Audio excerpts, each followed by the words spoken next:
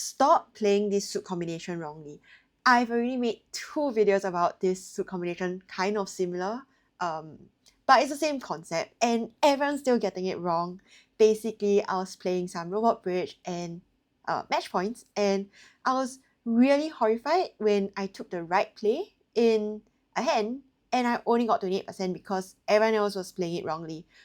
Yeah, so let's have a look. Basically, on this hand, North open to no trump, and I decided to make a quantitative invite because I felt my hand opposite like a pointed hand, basically like more aces and kings and less queens and jacks, would like to be in slam. So I transferred to 3 spades first, and then I beat 4 spades, and then partner beat 4 no trump, and we ended up in 5 spades. We can discuss the bidding if you want. Comment if you have any input on the bidding, but I thought it was alright, a bit ambitious. I'm not even sure I would have liked to splinter if I had the chance to, because I think it's more of a matter of like aces. And to be honest, if partner had like aces, I don't mind partner having like ace and king of cups because I have the queen. So like it's not too terrible. But anyway, the point here is to talk about the play. So basically, East led a 10 of diamonds and I covered this with the queen. This was covered by West king and I won with North's ace. Yeah, I am actually the dummy, like South. I don't flip the hand because I just can't deal with it. Yeah, so anyway, North won with the ace. And then I took a spade finesse, losing to the queen with West. And then when I got in with the diamond, then I took another spade finesse and that lost to the king with West. Basically, everyone who got 11 tricks tried to finesse and everyone who got 12 tricks played for the drop. And the drop is wrong. I mean, in this case, it was right, but the drop is anti-percentage. And I'm going to be explaining to you why this play is anti-percentage. Okay, so when is it right to finesse the spade? So to start off, let's just look at the spade suit in isolation. So how can you only lose 1 trick in spades? So what are the possible spade holdings that East could have started with, given that the 2 has already appeared? There's King Queen 6-2, King Queen 2, King 6-2, Queen 6-2, King 2, Queen 2, 6-2, and 2. That's 8 possibilities in total. And which of these do you make by double finessing the spade? Well, you make on all of these, except for the case of East having just the 6-2 and the 2. On the other hand, if you were to catch the ace, you'll make all the time except when East started with King Queen 6-2, King Queen 2, and 2.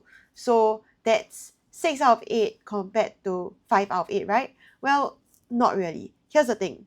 Not all layouts have an equal likelihood of existing. This is because if East holds both the 6 and the 2, they are sufficiently low that East might play either of them. And this is the principle of restricted choice. For those layouts where East has both the 6 and the 2, the fact that the 2 appeared means that this layout is half as likely as a layout where East doesn't have the 2. For example, if East held King Queen 6-2 and East was going to play a small card, then East would either play the 2 or the 6. So the fact that we observe the 2 here, like there is the other world where East holds this King Queen 6-2 and plays a 6, and we wouldn't have observed it. So it is half as likely as, for example, King Queen 2. So if we take that into account, then doing the double finesse works 4.5 out of 6 of the time, while cashing the ace works for 3.5 out of 6 of the time. So it's better to take the double finesse, right? Hold up, you say, there's the diamond ruff. And yes, you are absolutely right. Because of the 10 of diamonds lead and you have the 9 of diamonds, you know that this 10 is either singleton or doubleton. So if the 10 of diamonds is a singleton, then you might very well go down if you finesse a spade and lose to West. Because now West can give East a diamond ruff.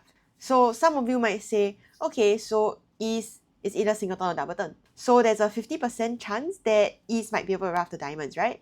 And if you have the proportion of the double finesse working, then that is going to be worse than catching the ace. Well, no, these guys are wrong. Okay?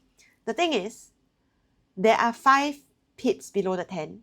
So there are 5 ways for East to have 10 small doubleton, and only 1 way for East to have singleton 10.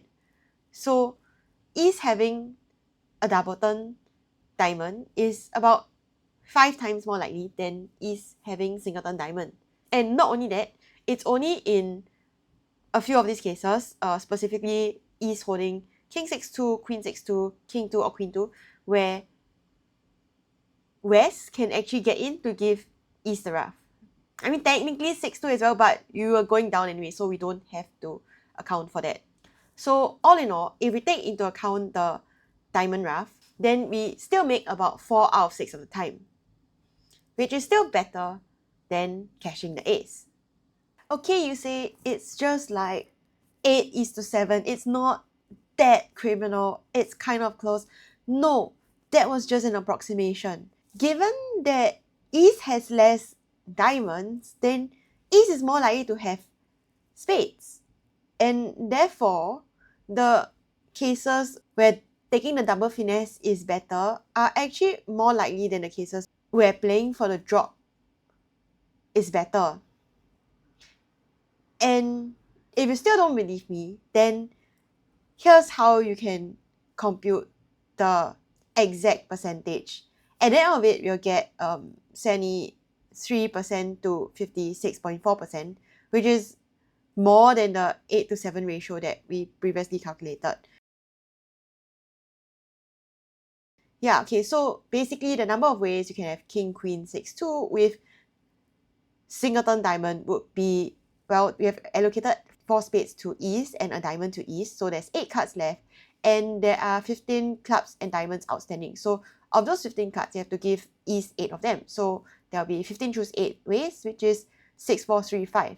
And for East having king, queen, 6, 2 of spades and doubleton diamond, there'll be 5 ways to get the diamonds, times 15 choose 7, because now there's 2 diamonds instead of just 1, and that gives you a total of 32175 ways. And you can do the same for the rest of the East spade and diamond holdings.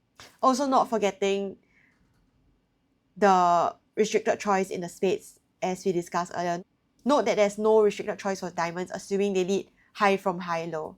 Yeah, so that is how you can figure out how best to play this suit combination. Obviously, you're not expected to know like 15 choose 8 and all that stuff, but I think just from the restricted choice in the cases and the probability of the diamond finesse, I think that was a good enough estimation of which one is better. And then after that, you take into account the vacant spaces, which in this case, it happened to be like making the gap even further. But another day, there might be more constraints and the numbers will be smaller. And this is how you can calculate the exact probability without having to estimate for like vacant spaces and all that.